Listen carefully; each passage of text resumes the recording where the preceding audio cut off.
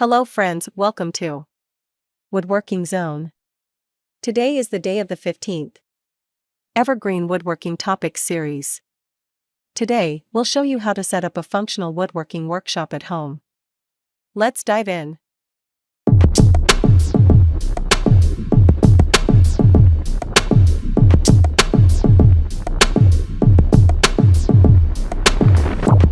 Planning your space. Start by planning your space. Measure your area, note obstacles like columns, doors, and windows, and sketch a layout that ensures a smooth workflow from material storage to finished product. Essential tools. Workbench. A sturdy workbench with a solid top and storage options is essential. Saw. A circular saw or table saw for straight cuts. Drill. A hand drill and drill press for precise holes.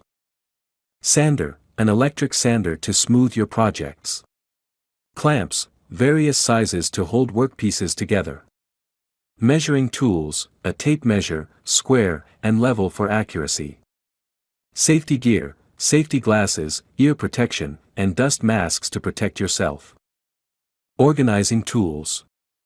Organization is key. Use pegboards, shelves, and labeled storage cabinets to keep tools organized and easily accessible. Safety first.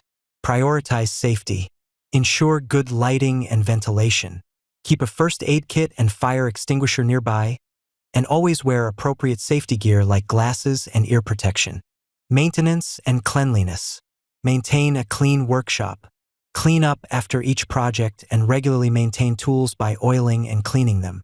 This extends their lifespan and keeps your workspace safe. Personal touches. Add personal touches to make your workshop enjoyable. Customize tool storage, add decor, and create a space that reflects your personality and meets your needs. In this video we told you how to set up a functional woodworking workshop at home.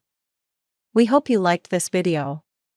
And in the next video of this series, we will learn exploring specialty woodworking tools and their uses.